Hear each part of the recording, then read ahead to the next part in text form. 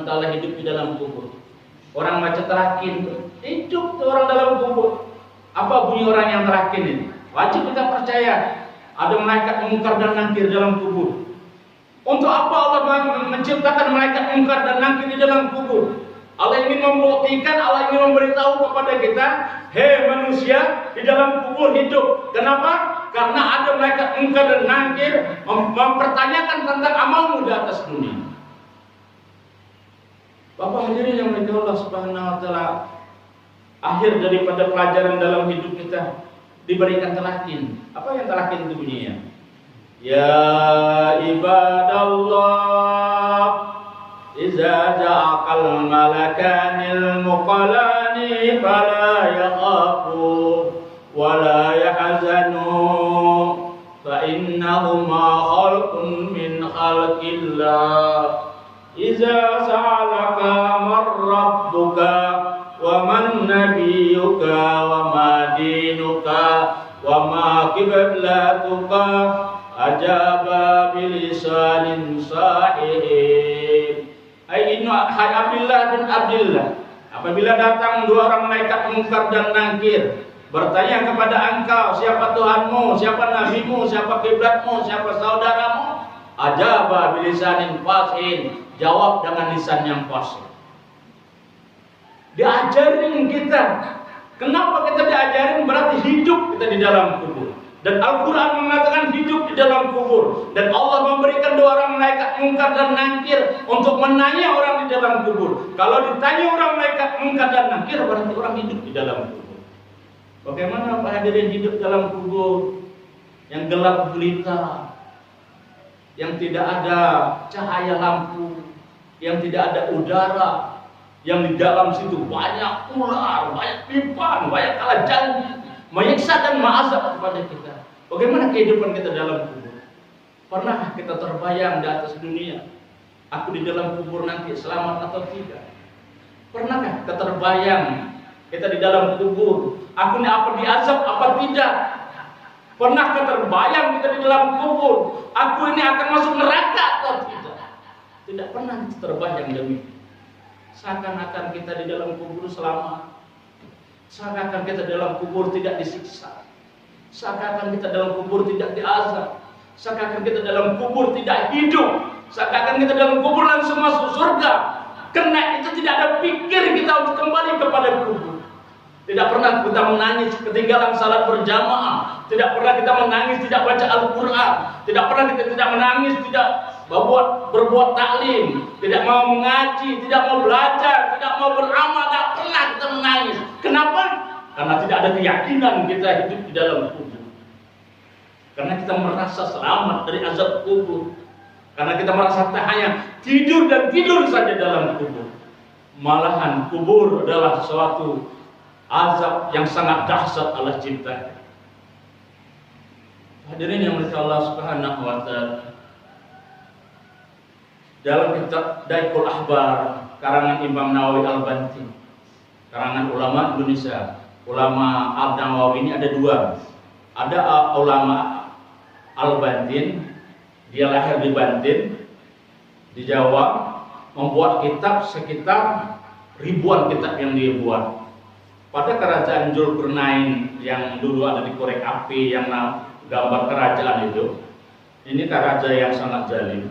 Kitab Imam Nawawi itu, karena dia seorang ulama besar dan kehidupannya adalah ahli sufi, maka dia membuat ahli sufi, ahli tasawuf. Sehingga Raja Zulkarnain ini mengatakan, kalau kitab ini dibiarkan di atas dunia ini, satu pun tidak ada orang kafir.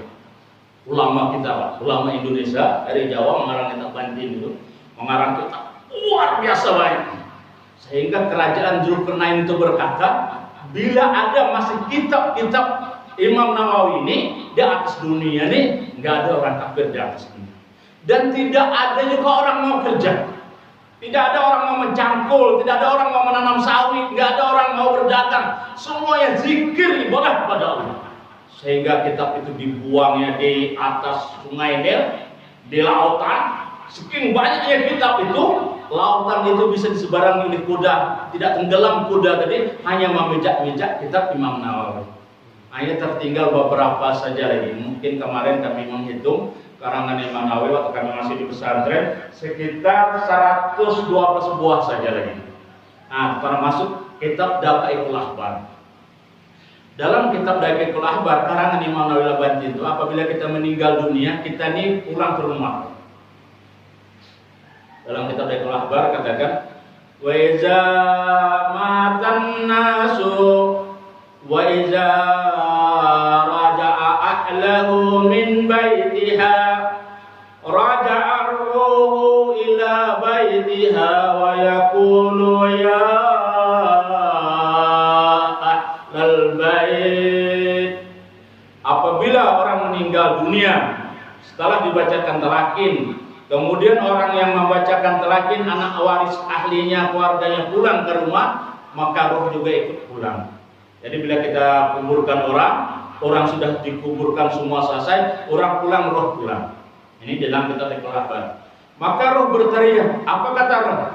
Ya man sakana darrana, ya auladana, atas pura yauma gabatana.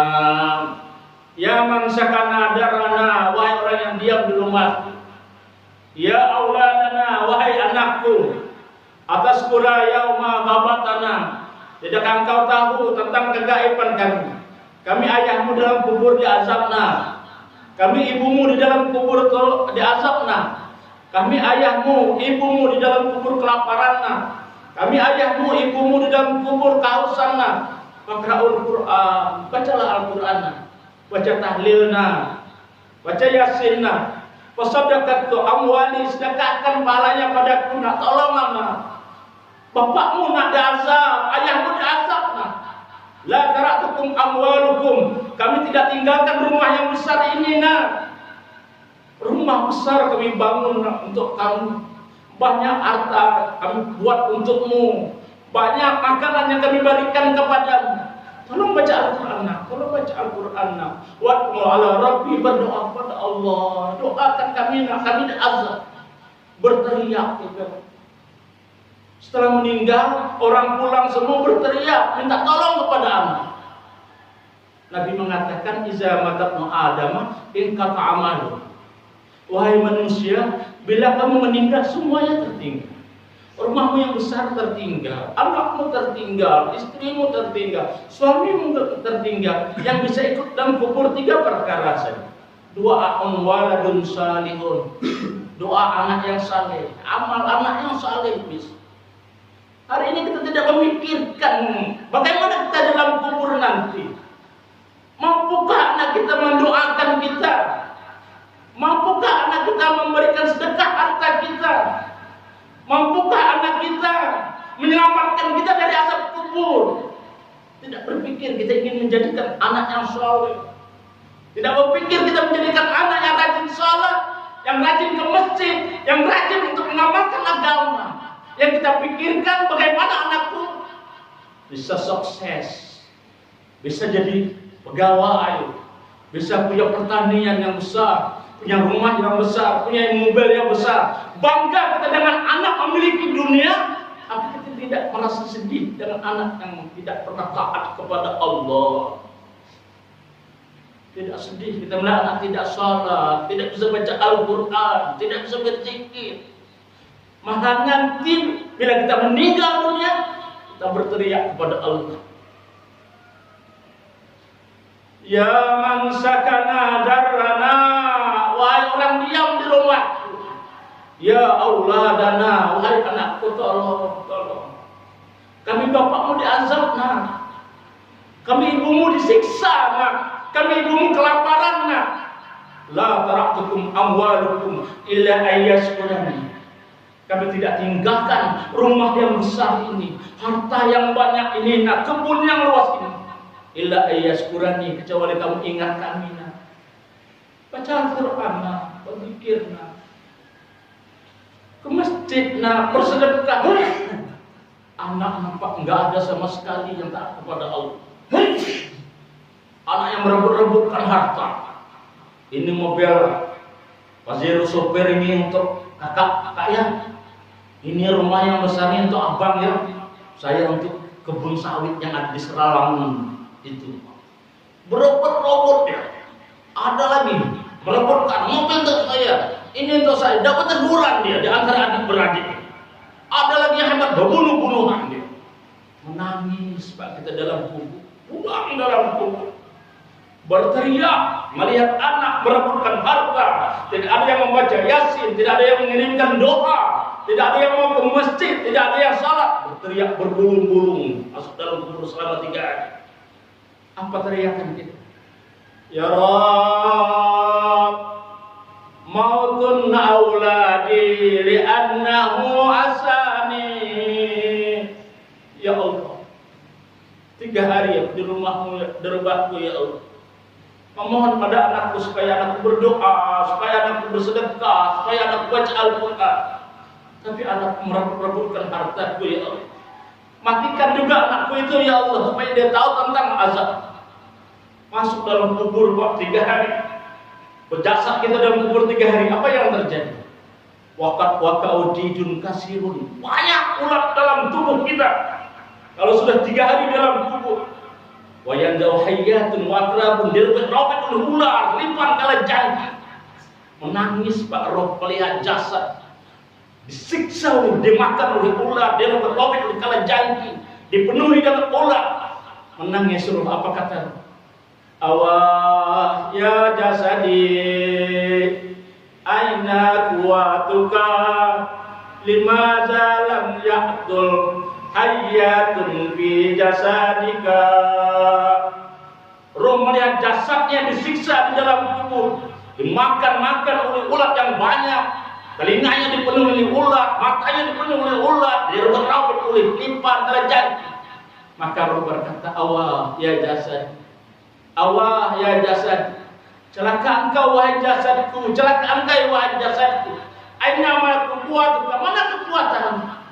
Buanglah ulat yang ada di matamu, buang wahai jasadku. Mana kekuatanmu? Mana kekuatanmu?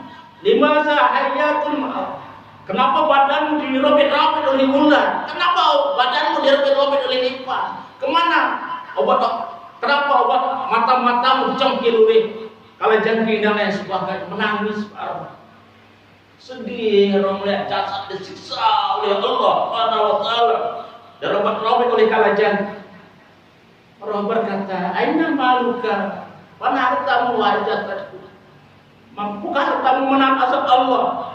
Di atas dunia engkau kumpulkan harta, engkau bangun rumah, engkau tidak mau ke masjid, engkau tidak mau salat berjamaah, engkau tidak mau hadir dalam majelis ilmu. Engkau mengira hidup selama-lamanya di atas dunia. Hari ini apa yang kau rasakan? Mana hartamu? Mampukah hartamu menahan azab Allah? Mana anakmu? Adakah anakmu yang menangis, berdoa kepada Allah? Adakah anakmu yang sedih melihat engkau disiksa di dalam kubur? Adakah anakmu mengirimkan tahlil doa kepadamu? Lihat anakmu di atas dunia hanya merebut-rebutkan hartamu, hanya membagi-bagikan harta. Hari ini engkau diazab, hari ini engkau disiksa. Engkau berteriak kepada mereka dan mereka tak pernah mendengar suara. Ayyuhal mu'minin rahimakumullah. Wahai ibu dan bapak saudara saya, ayo sadarlah. Berapa lama kita hidup di atas dunia ini sudah? Saya 61 tahun hidup di atas dunia ini. Apa yang saya dapat dengan dunia? Pernahkah bahagia dengan dunia? Pernahkah merasa puas dengan dunia? Pernahkah merasa tenang dengan dunia? Bapak hadirin sekalian, tenangkah hidup ini dengan rumah yang besar? Bahagiakah hidup dengan anak yang banyak? Merasa puaskah hidup di atas dunia dengan harta yang melimpah? Tidak akan pernah ada kepuasan hidup di atas dunia. Walaupun dunia kita miliki seisinya, walaupun seluruh harta emas intan pria kita miliki di atas dunia, tidak akan pernah puas dan tidak akan pernah cukup. Karena dunia bukan untuk kepuasan, karena dunia bukan untuk kemewahan, karena dunia bukan untuk kesenangan. Amal hayatad dunya illal mata'ul ghurur, wa mal hayatad dunya illa lahum wa qaum. Tidak ada kehidupan dunia kecuali tipu daya saja. Tidak ada kehidupan dunia kecuali sebentar saja. Tidak ada kehidupan dunia kecuali kesengsaraan dan kemenderitaan saja. Allah sudah berikan kepada kita bahwa hidup dunia hanya sementara, bahwa hidup dunia hanya tipu daya, bahwa hidup dunia hanya permainan, bahwa hidup dunia hanya sanda gurau saja. Kenapa kita sibuk dengan dunia? Kenapa kita sibuk dengan rezeki, sibuk dengan harta, sibuk dengan anak, sibuk dengan istri, melupakan zikir kepada Allah, melupakan ibadah kepada Allah, melupakan salat berjamaah, melupakan duduk taklim, melupakan belajar agama kepada Allah Subhanahu wa taala. Maka hadirin ke Allah Subhanahu wa taala, mari sadar Pak, kembali kepada Allah. Dah capek hidup di dunia. Saya 61 tahun capek rasanya Pak kerja. Capek ngurus anak. Capek memberi nafkah kepada istri. Sehingga banyak dosa-dosa yang kita perbuat dan banyak amalan-amalan yang kita tinggalkan. Besok bagaimana kita menghadap Allah?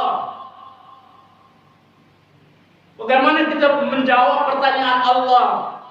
Dan mana harta yang kau gunakan? Dari mana harta yang kau dapat? Kemana engkau gunakan? Kemana engkau gunakan umur yang kuberikan kepadamu?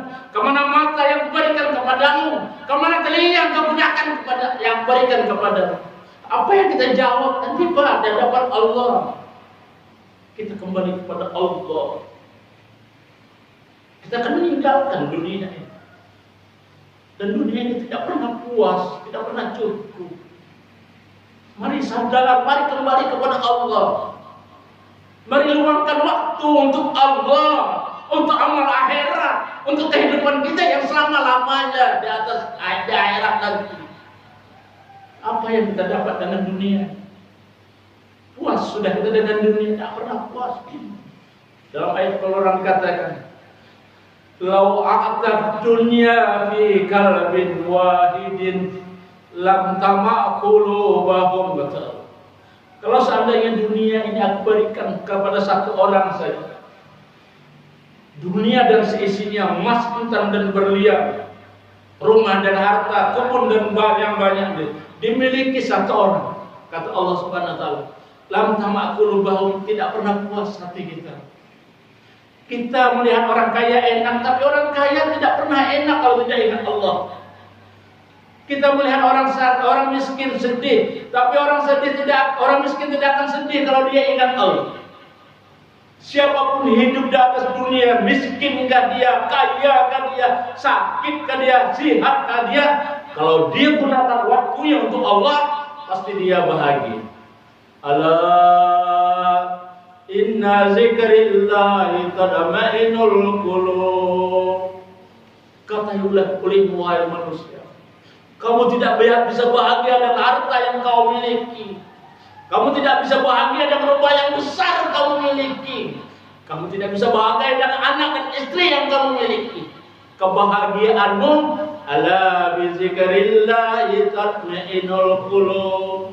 Ingat kepada Allah. Pasrahkan diri kepada Allah. Mengaku kita ini hamba Allah. Mengaku kita ini hina. Selalu mengtakbiri, ya Allah, Engkau Maha Kuasa, aku lemah ya Allah, aku hina ya Allah, aku kotor ya Allah. Engkau ciptakan aku untuk apa ya Allah? Apakah hanya untuk ibadah, apa untuk diazab? Berapa banyak Allah ciptakan manusia yang akhir-akhirnya hanya disiksa dan diazab saja. Berapa banyak Allah ciptakan manusia menderita di dunia, menderita di akhirat.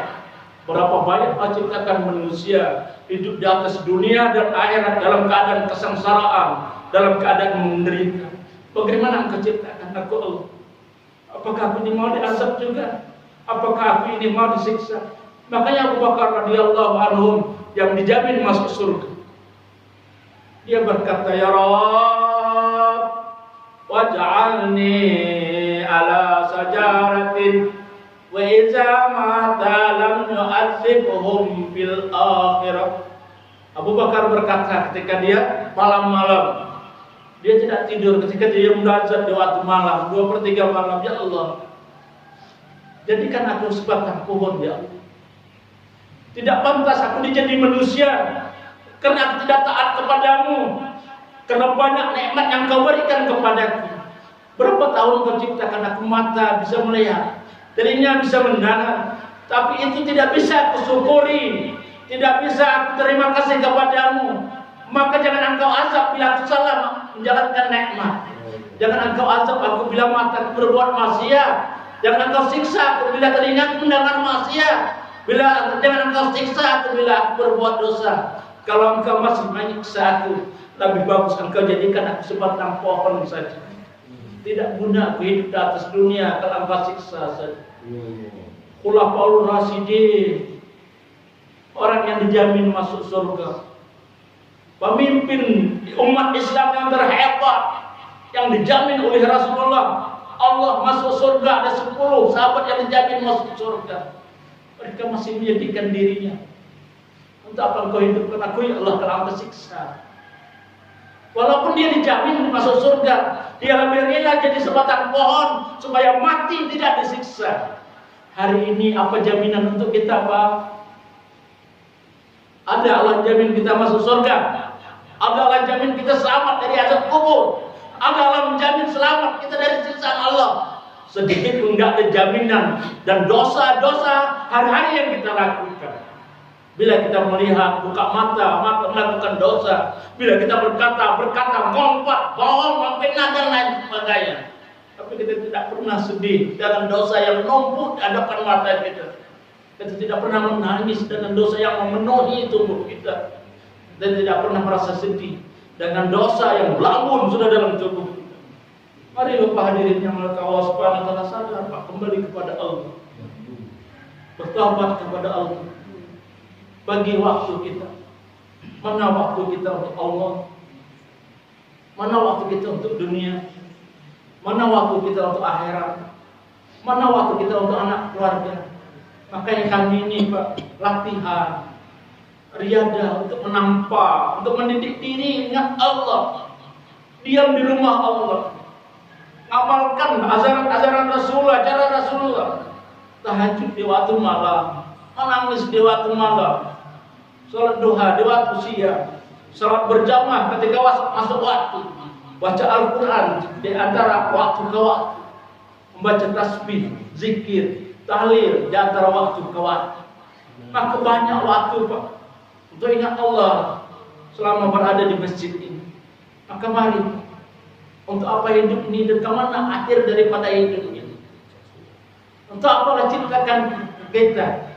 Dan kemana tujuan Allah ciptakan kepada kita? Bila kita sadar dan mau kembali kepada Allah Subhanahu wa taala, maka pasti ada keinginan untuk meningkatkan amal ibadah kepada Allah. Jangan mengharap amalan anak, jangan mengharap tahlilan yasinan, itu sangat sedikit Pak nanti dibandingkan. Lebih bagus amal kita. Kalau kita mati banyak amal, walaupun anak tidak mengirimkan tahlilan yasinan sedekah, kita merasa puas dengan amal kita. Kita perlu dengan tahlilan, dengan yasinan dan lain sebagainya, karena kita tidak punya amal, karena kita tidak selamat dari azab Allah, karena kita disiksa oleh Allah, karena kita kelaparan dalam kubur.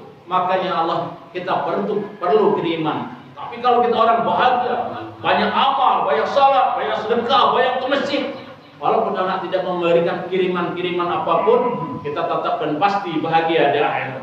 Untuk Bapak hadirin yang mereka Allah Subhanahu wa taala, mari Pak, kita sadar dan kembali kepada Allah.